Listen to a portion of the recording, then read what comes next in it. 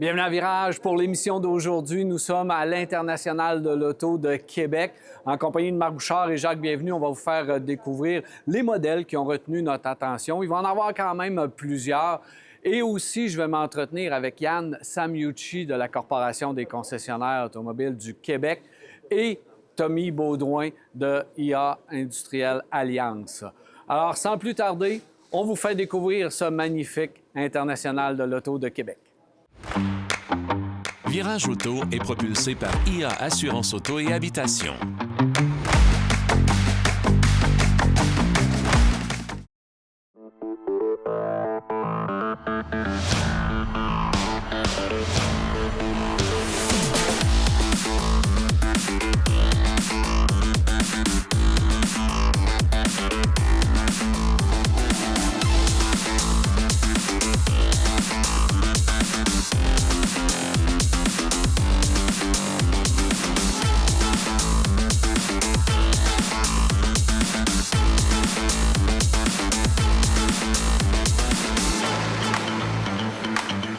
Je suis présentement en compagnie de Yann Samiucci, PDG de la Corporation des concessionnaires automobiles du Québec. Salut Yann. Bonjour Daniel. Ça va bien? Très bien.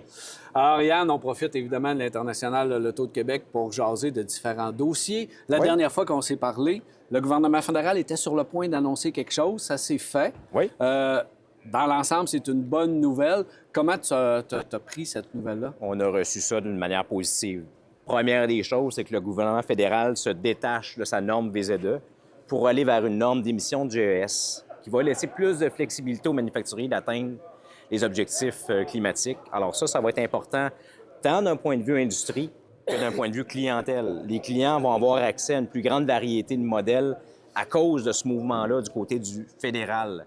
Ce que ça veut dire essentiellement, c'est qu'au lieu de vendre strictement des véhicules 100% électriques, les manufacturiers vont pouvoir ajouter dans leur mix des hybrides branchables. Et Électrifier aussi, la gamme. électrifier la gamme, mais aussi des petites cylindrées dans leur mix complet.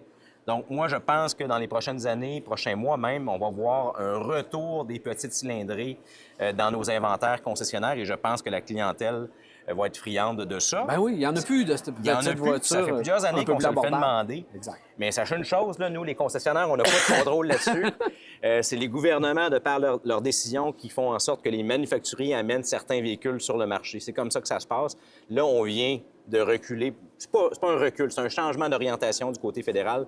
Ça va tout changer. Deuxième des choses, le gouvernement fédéral a annoncé un réinvestissement dans l'infrastructure de recharge au niveau fédéral. Ça aussi, ça va aider le marché du véhicule électrique. Les gens veulent pouvoir se déplacer puis avoir une certitude qu'ils vont être capables de se recharger facilement sur tout le territoire. Ça, c'est prête-moi l'expression, un game changer pour nous, mais pour la clientèle aussi. Puis troisième annonce, vous le savez, 5 000 de rabais fédéral qui revient. Et ça, là, Daniel, ça aussi, ça change la game. Il y a eu un retour immédiat de notre clientèle pour le véhicule électrique. Ça a fait bouger les choses. Ça a fait bouger les choses. Donc, je pense que le gouvernement fédéral a fait le travail. Il a fait ce que vous aviez demandé. Exact. Grosso modo. Exact. Là, pendant ton allocution ici à l'International de l'Auto de Québec, tu t'es adressé personnellement au gouvernement provincial. Qu'est-ce que tu as fait? Bien, il y avait une norme fédérale, mais on a aussi une norme provinciale, une norme VZE provinciale très, très, très exigeante, la plus exigeante en Amérique du Nord. Année modèle 2026, on exige 32,5 de véhicules électriques. Année modèle 2027, qui va s'en venir à l'automne, c'est 45 de véhicules électrifiés. C'est énorme. Là, ce qu'on demande au gouvernement du Québec, essentiellement, c'est de s'attacher sur la décision de M. Carney au niveau fédéral, donc de revenir sur sa norme VZE pour implanter une norme GES ou s'arrimer complètement avec le fédéral. Alors, pour nous, ça va être fort important parce qu'on ne peut pas se permettre d'isoler le Québec dans le marché nord-américain. Il faut que le Québec puisse suivre la tendance. Maintenant, est-ce que ça va changer la disponibilité des véhicules? La réponse, c'est non. Nous, on a plusieurs investissements qu'on a faits tant du côté manufacturier que du côté concessionnaire pour pouvoir rendre disponibles les véhicules électrifiés. On a investi dans nos installations pour avoir des chariots élévateurs qui peuvent supporter le poids des véhicules. On a des infrastructures de recharge en concession. On a formé notre monde. Donc, nous, on est prêts pour faire face à la demande. C'est vraiment une question de demande. Est-ce que les Québécois vont revenir au niveau qu'on voudrait? Très certainement. Est-ce que ça va prendre un petit peu plus de temps? Oui, certainement. Est-ce que revenir sur la norme VZ2 pour amener une norme GES au Québec est profitable pour les consommateurs. On parle beaucoup d'abordabilité de prix, d'abordabilité des véhicules, là, Daniel, ces jours-ci. Les véhicules, on le sait, sont très dispendieux. Le fait qu'on aille avec une norme GS plutôt qu'une norme VZ2 va permettre aux manufacturiers d'amener, encore une fois, des petites cylindrées, peut-être moins équipées, peut-être moins dispendieux aussi. Alors ça va être profitable pour les Québécois. Donc, on souhaite que ça bouge, Et rapidement. Rapidement. Parce que ces jours-ci, Daniel, là, il y a 37 marques là, présentes ici sur le plancher de l'International de l'Auto de Québec. 37 marques qui doivent décider ces jours-ci quelles seront les unités et motorisations qu'ils amèneront sur le marché du Québec à partir de l'automne. Et les décisions se prennent maintenant. Donc, si le gouvernement ne bouge pas maintenant, on va manquer notre année 2027. On n'aura pas les véhicules que les clients demandent. Et après ça, c'est nos concessionnaires qui vont en souffrir et c'est le prix des véhicules qui va augmenter. Donc, c'est le temps de bouger maintenant, Daniel. C'est super important. Excellent. Donc, le message est lancé. Bougez! Et rapidement. En terminant, Yann, il faut venir voir ces modèles-là, justement. Il faut venir les magasiner ici. C'est la fête de l'auto, puis c'est une première. Là. On a la JAC, l'Association des journalistes automobiles, qui est présente. Ils vont vous présenter les modèles de l'année. Hey, les véhicules électriques, il y en a dessus. Il y en a dessus, pas rien qu'un peu. Une centaine. Écoute, je pense qu'un véhicule sur deux est électrifié présentement sur le plancher.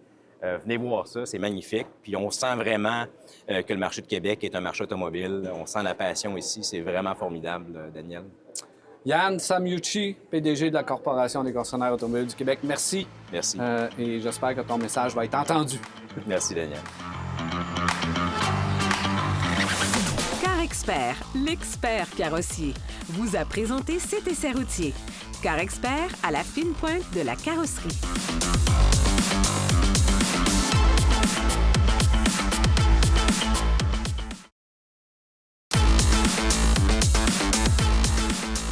Nous sommes de retour et Jacques, on est présentement chez Stellantis. Pas un hasard parce que cette année, il y a beaucoup de nouveautés. Je pense que les autres années, on ne venait pas vraiment faire notre tour ici parce que c'était vraiment mal tranquille du côté de leur marque. Là, on bouge les choses beaucoup. La division Jeep, sans surprise, bouge, évidemment. Puis le premier, c'est le Recon qui est en arrière de nous, 100% électrique. Un Jeep fait pour le hors-route. 100% électrique, donc évidemment, là, c'est un petit peu une copie du Wrangler, mais il reste qu'une voiture électrique pour la hors-route, c'est quand même, ça amène la voiture électrique ailleurs. Surprenant. Surprenant parce que, justement, où on va pouvoir aller, l'autonomie qui va y avoir d'attaché à ça, et comment est-ce qu'on fait, par exemple, quel type de distance qu'on va faire justement hors route, c'est ce qui va tout déterminer si ces véhicules-là vont être populaires ou pas. Mais quand tu regardes l'apparence, le look du véhicule, là, c'est à tomber sur le dos parce qu'il est vraiment beau. Puis moi, je me dis, il me semble qu'on aurait pu encore une fois mettre un petit moteur à gaz là-dedans pour pouvoir nous emmener un peu plus loin. Mais vraiment, Jeep, la division Jeep de Nomad, je trouve qu'ils ont un beau coup de crayon et des beaux véhicules.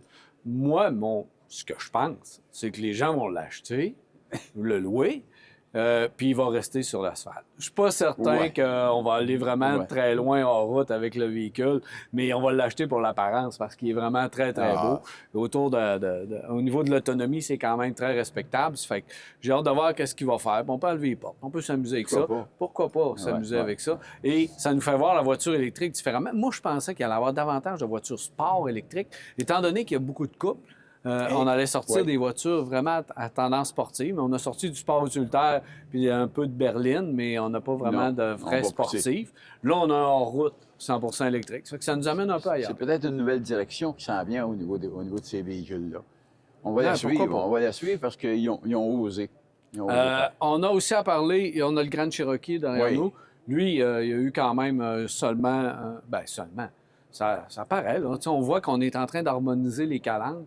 C'est un petit ajustement de mi-cycle de vie, intérieur-extérieur. On a joué un petit peu avec les versions et un moteur 2 litres Huracan, un tout nouveau moteur 4 cylindres qui va faire un bon travail. Je pense qu'un moteur moderne qu'on a mis à bord. Alors, on travaille notre valeur sûre. Il faut regarder les prix selon les versions. C'est ça. C'est selon notre besoin, c'est ce qu'on a besoin, parce qu'on sait qu'au niveau rendement, c'est des véhicules qui ont du rendement. on sait que ces véhicules-là aussi, au niveau de l'espace, au niveau du confort, c'est là. Maintenant, comme tu parles au niveau des moteurs, dépendamment de la version qu'on va prendre exactement, si on regarde le Grand Cherokee avec le moteur 6 cylindres, il y a encore ça, ce fameux 6 cylindres-là qui donne une douceur incroyable. Alors, les gens, s'ils ont besoin de ça, ils ont besoin d'espace, c'est un véhicule. C'est le véhicule. À conseil. Puis maintenant, avant, là, si tu dis, ah, OK, je vais aller voir le Grand Cherokee, tu pouvais pas partir avec le Cherokee parce que, tu sais, il n'était pas vraiment dans la même classe. Là, le nouveau Cherokee, je pense que là, on arrive avec un véhicule vraiment à point, puis qui a un look harmonisé avec le Grand Cherokee. On a fait un beau travail pour remanier. On l'a attendu longtemps, mais il est là. Petit moteur 1.6, hybridation légère, 3500 livres de capacité de remorquage. On a un véhicule qui, quand même, fait le travail, disponible dans plusieurs versions. Fait que, on vient s'accoter avec les RAV4, les CR-V de ce monde. C'est pour ça que ça a été développé, c'est certain. Puis, et moi, ce que j'aime, c'est qu'on réussit à... Maintenant, on reconnaît Jeep, même dans celui-ci. Ouais. Fait que ça, c'est intéressant. Et au niveau de l'économie, on sait que ça va ajouter ces systèmes-là qu'ils ont ajoutés, que ce soit le RAV4 ou que ce soit d'autres manufacturiers qui ont des systèmes hybrides semblables, ça a vraiment ajouté au niveau de l'économie, au niveau du rendement. Et ça nous permet justement de pouvoir... Ils ont un véhicule compétitionner. moderne. Là. Ils ont un véhicule moderne. Oui. C'est ça. Le design est beau et ça reste toujours une marque reconnaissable. Tu te promènes sur la rue, sur la route, tu vas venir un Jeep, c'est un Jeep. Tu ne peux pas passer à côté. Oui, puis, tu sais, on prend soin de la division Jeep parce que c'est ce qui est populaire, c'est ce qui les fait vivre présentement. Tu sais. Ben oui. On a sorti un Charger en essence et électrique, mais tu sais, on a de la misère à percer puis aller chercher les acheteurs dans Muscle Car de voitures de ce type-là parce que, évidemment, notre marché à nous autres, notre marché à nous autres n'est pas tout à fait ça. Premièrement, je trouve que notre marché avait évolué beaucoup vers la voiture électrique. Maintenant, il y a un frein. Et avec cette voiture-là, on dirait qu'on a arrêté le temps là. Mais il y a tu sais, en Amérique du Nord, c'est quand même un véhicule qui a une certaine popularité. Rapidement, sur la Fiat 500e, Oh.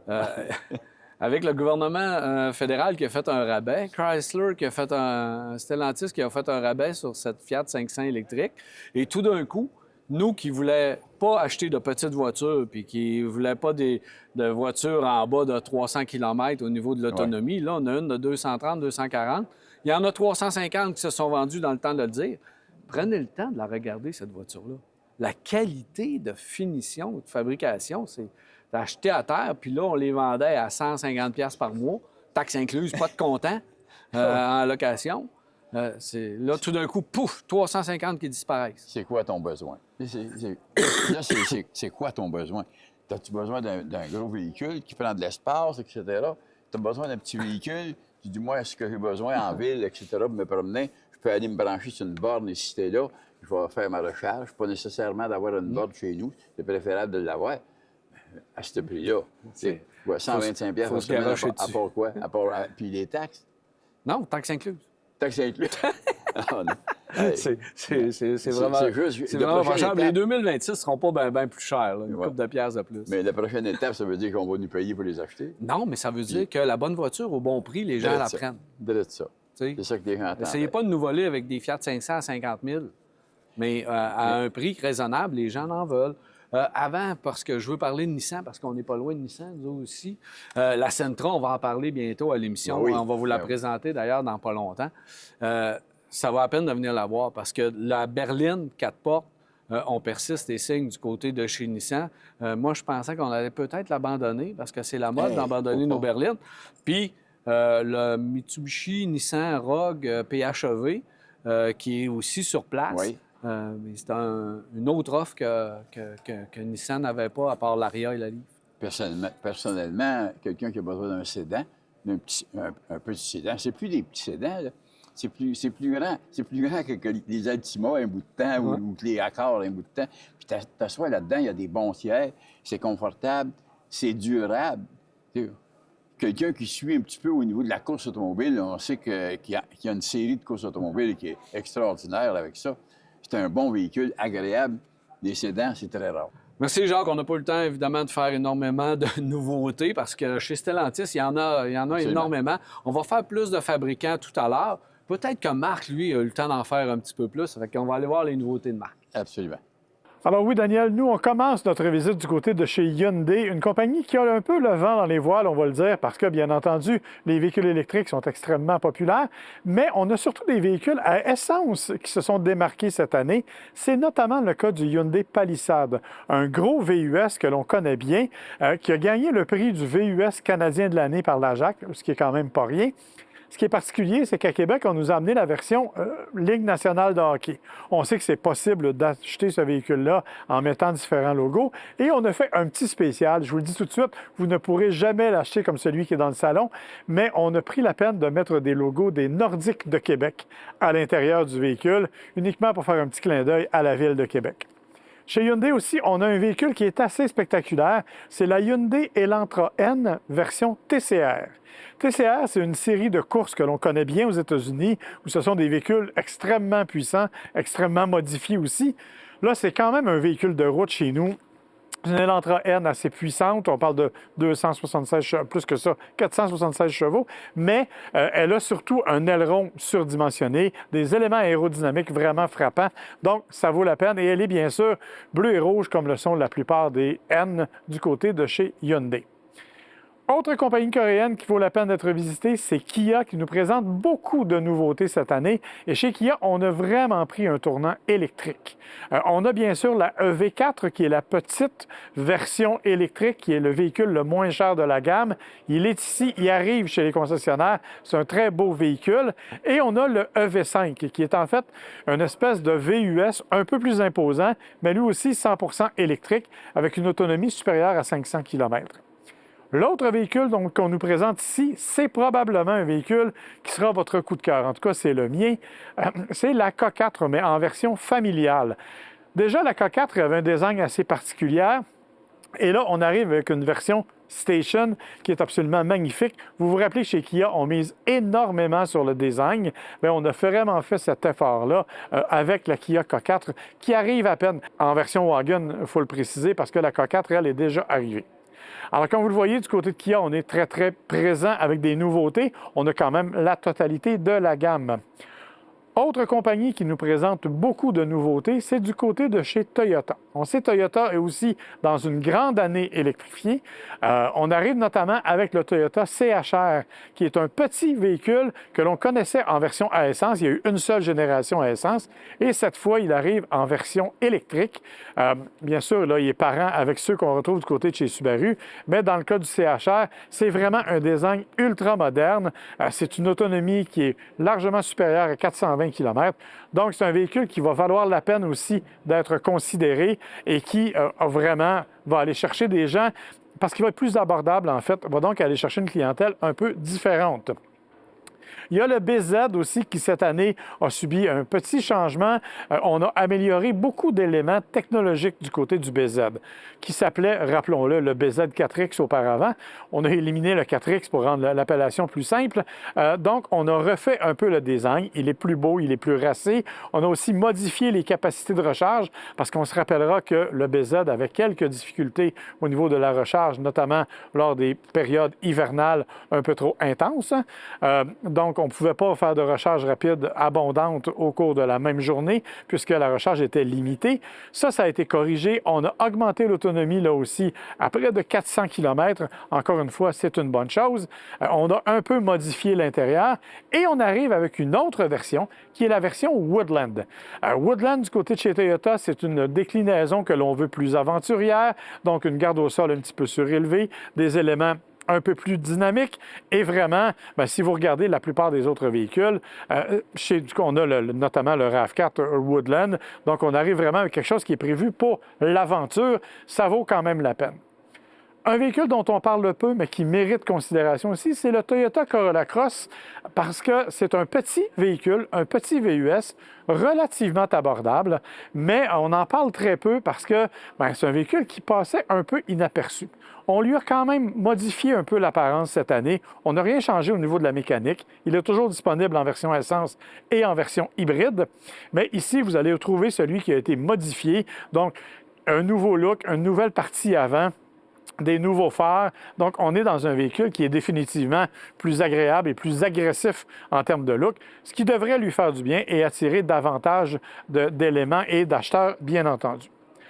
Il reste Mitsubishi. Mitsubishi est une compagnie que vous connaissez. On sait que Mitsubishi est arrivé avec son Outlander refait cette année, repensé, modifié.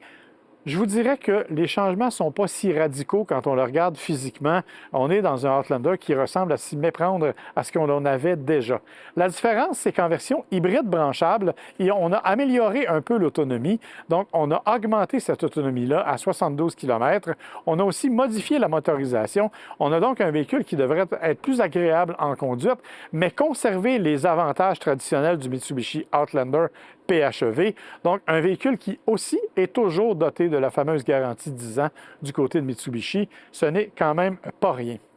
Enfin, du côté de chez Volvo, on arrive avec un véhicule qui est le EX30 Cross Country. Le EX30 Cross Country, c'est un petit véhicule 100% électrique. Bon, c'est particulier parce qu'on a voulu jouer la carte, encore une fois, de l'aventure et du hors-route. Bien sûr, on ne peut pas vraiment faire ça avec ce genre de véhicule-là, mais malgré tout, on arrive avec quelque chose qui est un peu plus haut, un peu plus élevé, qui est doté d'un rouage intégral qui répond différemment et bien sûr qui a toutes les capacités traditionnelles du EX30, incluant, bon, bien sûr, le tableau de bord un peu particulier du véhicule, mais quand on s'y est habitué, c'est vraiment agréable à conduire et c'est vraiment bien fait et solide. Donc, le Volvo EX30 Cross Country qui, en fait, vient s'ajouter à la gamme du constructeur suédois. Alors là-dessus, on va faire une petite courte pause. On va rejoindre Daniel du côté de l'Industrial Alliance et on vous revient avec la fin de la visite de l'International de l'Auto de Québec.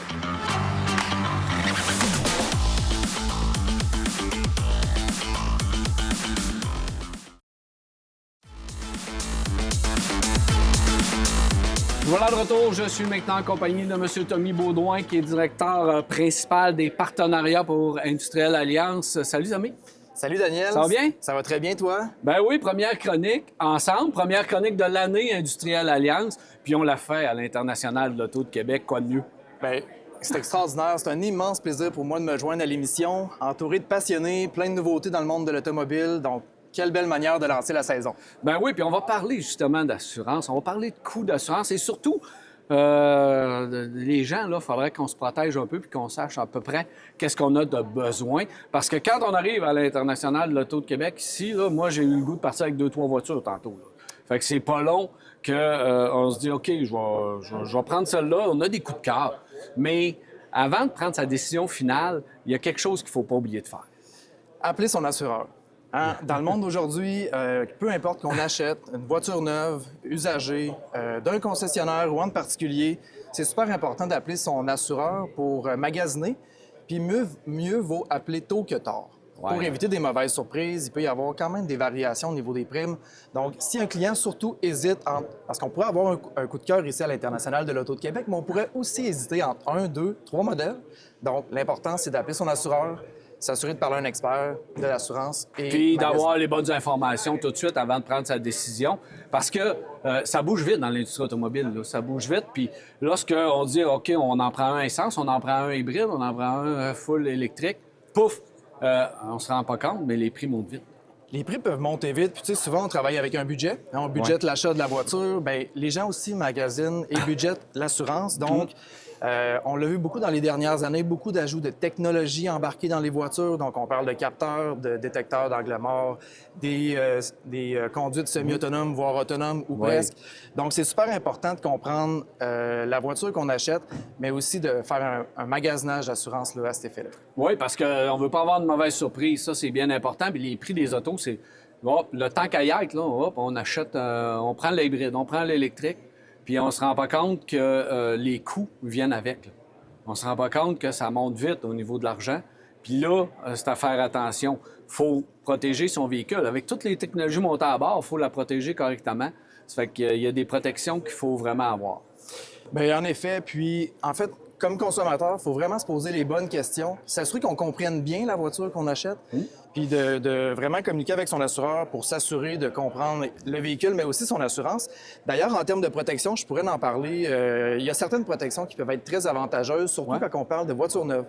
Il existe des valeurs à neuf, il existe des assurances de remplacement qui servent à protéger vraiment ton investissement. Donc, c'est la possibilité d'avoir un véhicule qui est sans dépréciation en cas de perte totale. Même en cas de perte partielle, ça peut couvrir également des pièces neuves d'origine du fabricant. Donc, pour un consommateur qui veut protéger son investissement à long terme, c'est des gros plus qui existent et ça s'ajoute au contrat disponible chez l'assureur. On pourrait penser aux protections supplémentaires, donc des accessoires qu'on peut acheter chez le concessionnaire. Tu sais, il y a le véhicule qu'on achète. Après ça, on peut prendre des groupes d'options, mais on peut aussi ajouter des accessoires, des équipements supplémentaires. C'est super important d'en parler à son assureur pour être bien protégé en cas de réclamation pour les équipements ajoutés. On pourrait penser à l'assistance routière pour un véhicule un peu plus vieux. Donc, dans les véhicules neufs, souvent, on est bien protégé avec les manufacturiers. Mais au niveau des véhicules usagés, l'assistance routière peut devenir super importante. Et pour les véhicules électriques, advenant le consommateur qui gère mal son utilisation de la batterie, bien, les assistances routières peuvent aussi déplacer le véhicule à la borne la plus proche pour que le client puisse repartir avec la paix d'esprit. Les pare-brises. Oui. Les pare-brises, ça a beaucoup évolué dans les dernières années. Tu sais, autrefois, on remplaçait le pare-brise, c'était tout. Beaucoup de consommateurs disaient « Ah, je vais le payer de ma poche, c'est pas très dispendieux. On n'est plus là aujourd'hui. Beaucoup de technologies, on en a parlé, donc beaucoup de technologies, à même les pare-brises, des capteurs, ça demande souvent des recalibrations.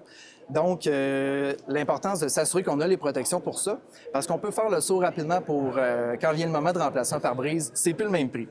Puis évidemment, il y a d'autres protections, comme les véhicules de courtoisie en cas de réclamation. Bref, il y a une panoplie de protections qu'on peut vraiment assurer aux consommateurs d'avoir la paix d'esprit. Tommy, ce que je comprends, là, c'est important de bien évaluer ses besoins selon la voiture qu'on prend.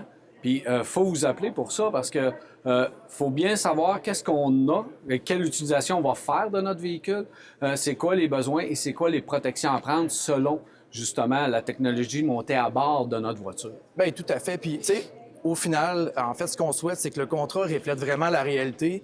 Donc, ici, la recommandation que je pourrais faire, c'est vraiment d'appeler son assureur, faire son magasinage, parler avec un agent d'assurance de dommages qui pourra prendre le temps d'expliquer les protections qui sont disponibles pour lui. Puis, ce qu'on souhaite ultimement, c'est d'éviter les mauvaises surprises au moment où ça compte le plus en réclamation. Tommy, c'est important aussi de mentionner qu'on peut acheter un véhicule d'un concessionnaire, mais aussi d'un particulier. Fait que ça, c'est important de vous appeler également. En effet, parce que l'assurance est obligatoire. Donc, avant même de circuler, que ce soit l'achat d'un concessionnaire ou d'un particulier, on doit toujours appeler son assureur d'entrée de jeu, magasiner son prix, assurer son véhicule et après pouvoir circuler sur la route. Ça, c'est vraiment très important de le faire. Ici, au Salon, des fois, on entend des mythes, on entend des questionnements aussi au niveau de l'assurance, de dire les voitures sont de plus en plus sécuritaires. Maintenant, il y a de la conduite semi-autonome, il y a les freins automatiques, bon bref. Beaucoup de technologies montées à bord pour la sécurité des autos. C'est qu'on se dit, la voiture est rendue tellement sécuritaire que le coût des assurances, ça va baisser, ça, hein? En fait, beaucoup de mythes sont répandus, effectivement. Je dirais que c'est un déplacement. Okay. On en a parlé beaucoup avec les technologies. Hein. Ce que ça crée chez l'assureur, bien, c'est un déplacement des coûts avec les voitures qui sont plus dispendieuses, plusieurs technologies à bord, des recalibrations. Ça peut faire en sorte que, justement, on doit recalibrer certaines pièces. Donc, c'est plus juste de réparer la carrosserie, mais de aussi rendre le véhicule disponible de nouveau. Donc, c'est des délais aussi qui peuvent être supplémentaires dans la réclamation. Donc, je dirais que c'est un risque qui est différent pour l'assureur, étant donné les coûts qui s'ajoutent dans le processus. Bien, c'est à vous autres à travailler avec toute la technologie montée à bord des véhicules. C'est pas évident. Donc, en effet. Donc, on vous aide pas de ce côté-là parce que c'est pas évident. Puis souvent, c'est des coûts additionnels des ordinateurs, des calibrations de caméras et tout. Donc, je pense que c'est important vraiment de prendre ça en considération. Aussi, je pense que si on veut résumer un peu tout ça avec les technologies montées à bord, avec le coût des autos, on est émotif à l'International de l'Auto de Québec. Fait que avant de prendre une décision émotive, il faut vous appeler parce que d'une voiture à l'autre, même si c'est de la même catégorie, les prix peuvent varier. Les protections peuvent varier que vous allez proposer. Donc, en résumé, Tommy, il faut vraiment vous appeler avant de prendre une décision émotive. En effet, comme tu l'as bien mentionné, des fois, on peut hésiter entre 2-3 modèles qui nous paraissent sensiblement les mêmes. C'est des comparables. Mais en termes d'assurance, ça peut changer beaucoup selon l'expérience de conduite du conducteur, l'expérience, même nous comme assureurs, des véhicules en question. Donc, j'invite les gens à magasiner sur ia.ca. Nous avons plein d'outils en ligne pour faire des processus très simplifiés. Donc, d'être sûr d'être bien protégé. Parler à des experts, c'est important pour éviter toute surprise en réclamation. Évaluer ses besoins, ça, c'est important. Tout à fait. Ah ouais, on va magasiner, Tommy? Allons-y. Allons-y. Merci. Merci beaucoup.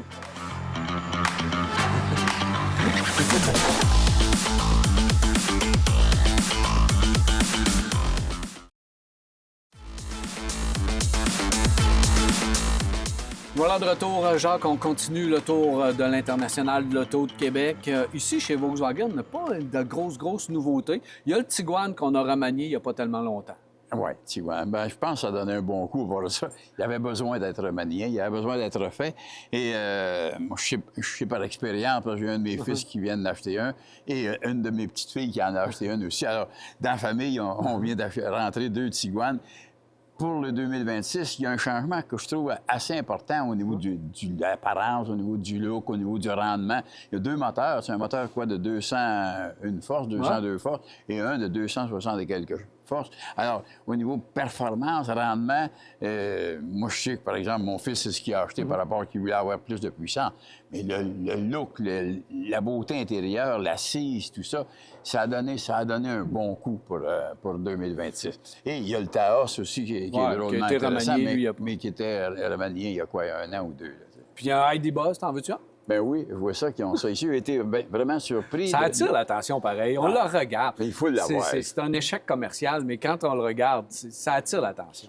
Et on le regarde, mais on voudrait monter à bord aussi. Ben oui. On voudrait en avoir un. Mais là, le prix nous dérange un petit peu. Mais quoi qu'il se place. Ça se place. Il se place. Ils n'ont pas le choix, ils n'en vendent pas. Il était temps. Retour d'Honda Acura aussi, Jacques. Pas de grosses nouveautés de ce côté-là, du côté d'Honda et Acura non plus. La Prélude est là. C'est le fun de voir la Prélude, là. Hop, on se dit... en photo, ça m'excitait pas. Là, je la trouve un petit peu plus belle. Ça donnait pas le même coup d'œil. Quand on la voit ici au salon, c'est que ça nous permet de voir la dimension du véhicule, sa rondeur, sa beauté. On la découvre, on découvre le look de la voiture ici. Le rendement personnel, je ne l'ai pas conduit, mais ceux qui l'ont conduit sont vraiment impressionnants du rendement en général. C'est un véhicule 2 places. C'est un véhicule 2 places. Je me pose la question, est-ce que Honda avait besoin de faire ça ou s'il n'aurait pas pu aller vers une autre direction pour nous proposer un autre véhicule peut-être plus excitant? Mais peut-être que c'est une façon de se Si tu me poses la question, mettons que tu me poseras la question, genre. Oui, mais là, c'est toi qui poses. Je te dirais, Honda, ramenez une petite Fit, ramenez une petite voiture. C'est ça que j'aurais pensé. Je pense que c'est ça que les concessionnaires ont besoin. La Civic est rendue à un prix qui le vaut. La Civic, elle vaut cher. C'est la voiture de l'année. C'est une voiture extraordinaire. Mais chez Honda, on a toujours été habitué d'avoir des petites voitures, d'avoir des voitures qui sont moins dispendieuses, en tout cas. Et qu'il y avait un marché pour ça. Il est là, le marché. Puis j'aime ça. Je regardais le Trail Sport, le Passport Trail Sport. Et Honda, je pense qu'ils ont une fenêtre avec ça. Là. Ils ont trouvé quelque chose d'intéressant avec ces véhicules-là, un peu aventure. Je ne sais pas ce qui arrivera vraiment. Une chose est certaine, c'est que de plus en plus, ces véhicules-là sont fabriqués aux États-Unis. Et ça handicape un peu fort probablement pour être capable de nous emmener des véhicules avec des prix qui sont peut-être un petit peu plus comparables à certains autres. Mais il semble qu'on est en train de se placer. Et voilà. Chez Ford, pas de grosses nouveautés. On est dans les valeurs sûres, le Bronco Sport. Là, on a emmené un Bronco Sport avec une tente, pourquoi pas. Côté aventure, encore une fois, on joue cette carte-là. Belle valeur de l'achat aussi. Mais on oublie que là, on commence à avoir un petit peu de Maverick, parce que longtemps, le Maverick est en rupture de stock. Donc, les valeurs sur F-150, l'Explorer qui a été retravaillé un peu, ça lui a fait du bien, mais je pense pas que c'est un véhicule à gros volume non plus. Personnellement, j'aimerais ça avoir un Maverick au niveau de la dimension, au niveau du côté utile pour ceux qui ont besoin de ces véhicules-là. Mais le Bronco, pour moi, là, ce serait le véhicule à avoir. Et je sais qu'il y a une grosse valeur de rachat. Les Broncos qui ont été bien entretenus, qui sont sur le marché depuis quelques années, ils ont une bonne valeur de rachat et ils ont aussi un bon rendement en général. Oui, puis j'ai été surpris parce qu'on fait une version un peu hors route de l'Explorer. Puis lorsque j'ai regardé le prix, là, 59 000 quelque chose, Environ. je me suis dit, waouh, pour ce véhicule-là, c'est quand même vraiment intéressant. Puis, ici, au salon, on en a un, mais on peut voir qu'ils ont monté une tente dessus. Alors, si on veut faire du plein air, c'est le véhicule idéal, peut-être. Bien, je comprends. Hein? Subaru arrive avec des véhicules, des grosses nouveautés. Il y a des nouveautés que j'aurais aimé voir. J'aurais aimé voir le Uncharted, même si le nom, je ne l'aime pas.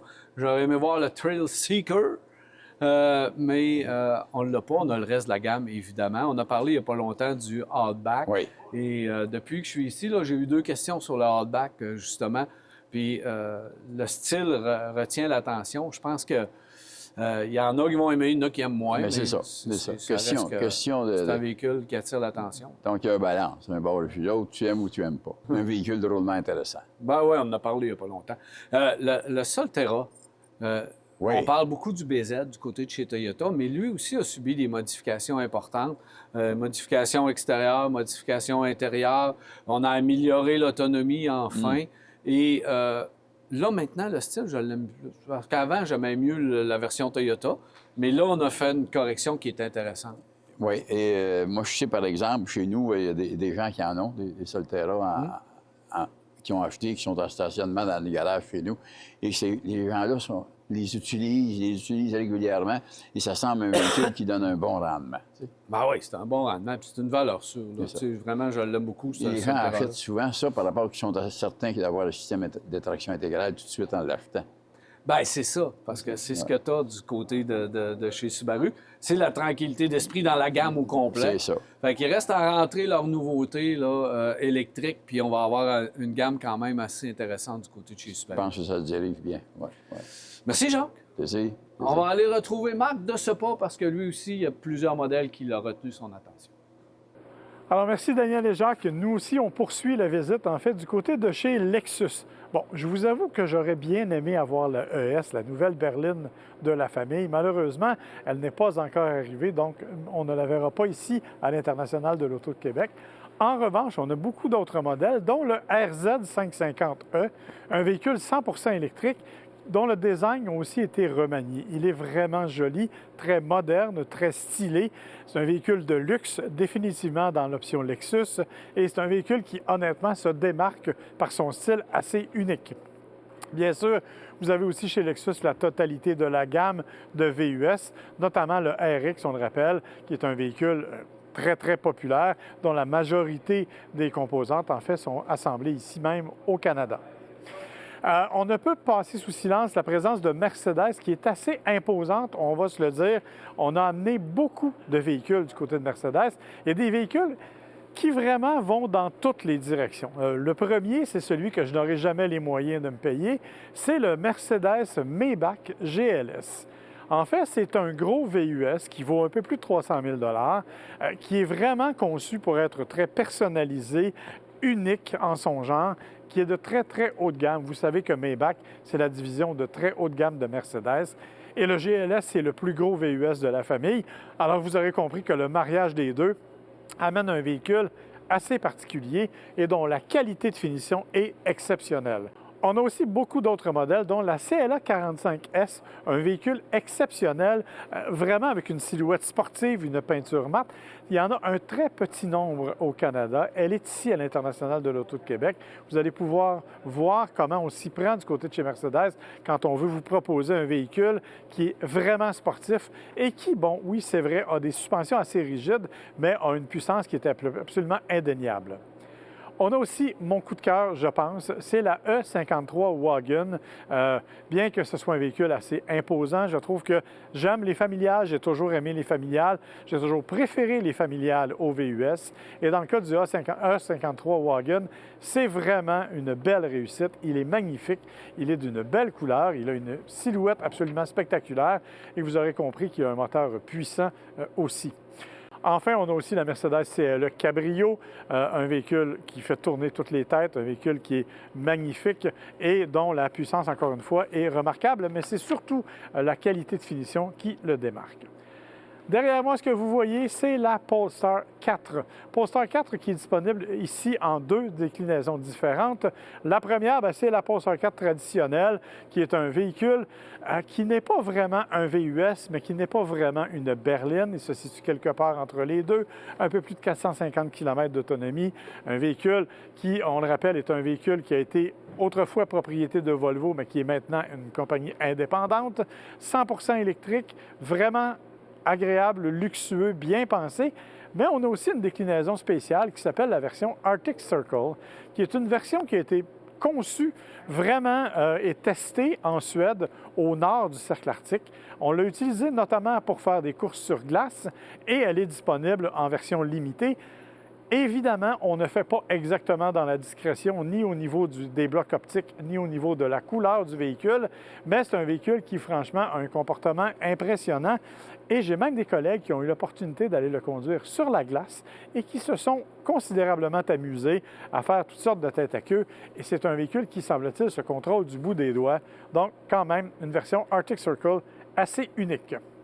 Si vous êtes un amateur d'Audi, vous savez qu'Audi a été un petit peu tranquille au cours des dernières années, mais là, on nous propose 2 véhicules qui ont été remaniés, repensés, 2 véhicules qui sont extrêmement populaires du côté de la famille allemande. C'est le Audi Q3 et le Audi Q5, 2 VUS, évidemment aux dimensions différentes, aux motorisations différentes, mais 2 véhicules qui ont reçu un nouveau traitement esthétique notamment, un nouveau traitement à l'intérieur aussi, de nouvelles technologies et une conduite qui est vraiment plus directe, plus agréable. On sait qu'Audi mise énormément sur ces véhicules-là pour aller conserver son marché. Ce sont les 2 les plus populaires de la gamme et ce devrait être encore le cas avec les nouveaux modèles. On ne peut passer sous silence non plus la présence de Porsche. Les amateurs de conduite de performance aiment beaucoup Porsche. On a notamment le Macan électrique qui est ici, un véhicule qui connaît un certain succès, bien que son prix d'achat soit un peu élevé. Un véhicule qui se conduit littéralement comme une berline, même s'il est électrique. Ça vaut la peine de l'essayer si vous en avez l'opportunité. Et bien sûr, on a aussi la Porsche 911, mais on n'a pas la version turbo, qui est celle qui a été rénovée cette année et que malheureusement, on ne présente pas encore dans les salons. Enfin, on va terminer ça du côté de chez General Motors. Pourquoi? Parce que chez General Motors, on a plusieurs véhicules à vous montrer. Évidemment, la vedette, c'est la nouvelle Chevrolet Bolt, un véhicule 2027 qui, on le sait, aura une durée de vie assez courte. GM l'a déjà dit, on va la vendre pendant 1 an et demi, tout au plus. C'est un véhicule qu'on a repensé, remodelé avec une nouvelle motorisation, une nouvelle batterie LFP, avec une capacité de recharge différente, avec à peu près la même puissance. On a gardé sensiblement la même infrastructure que le Bolt EUV que l'on connaissait déjà, mais on l'a amélioré et ça permet de réduire les coûts. Mais GM a aussi amené toute la gamme. Je vous invite donc à regarder aussi, bien sûr, les camionnettes électriques, les Sierra, mais bien sûr, du côté de Cadillac, on a amené des véhicules intéressants. Moi, j'adore le Lyriq, j'ai beaucoup aimé l'optique. Et on a l'Escalade IQ qu'on vous a déjà présenté à Virage, qui est un phénomène de technologie qui est absolument spectaculaire dans la façon de se conduire et dans tout ce qu'il présente à l'intérieur, incluant l'écran de 55 pouces qui l'habite. Venez voir, asseyez-vous à l'intérieur, vous allez être étonné de voir ce que GM a été capable de faire. Et bien sûr, il y a tous les autres véhicules. C'est ce qui complète notre tour du Salon de l'Auto. Alors là-dessus, on se quitte, on fait une courte pause et on retrouve Jacques et Daniel pour la conclusion de l'émission. Ce segment est une présentation du réseau des garages recommandés CAA Québec et de B-Lepage Autoservice. Visitez caaquebec.com pour trouver votre garage.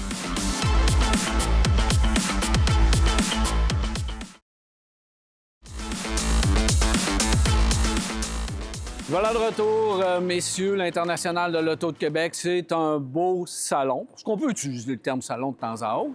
Et évidemment, c'est le fun d'avoir des marques qui sont de retour parce qu'il y en a vraiment pour tous les goûts. Les gens qui vont venir magasiner ici, là, on fait le tour. Là. Je pense que ce qu'il y a sur le plancher va répondre à vos besoins, d'après moi. 37 marques, c'est quand même énorme. Il y a encore des marques absentes, on le sait, mais 37 marques, c'est plus que le Salon de Montréal.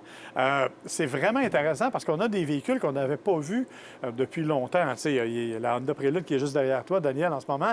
C'est le genre de véhicule que les gens veulent voir de près. Et là, on a l'opportunité de le voir. Puis c'est ça qui est le fun aussi à l'International de l'Auto de Québec. On peut vraiment s'approcher des voitures et on a des gens pour répondre aux questions. C'est un salon qui est plus, je dirais, abordable dans ce sens-là pour les consommateurs, je pense que c'est une bonne chose.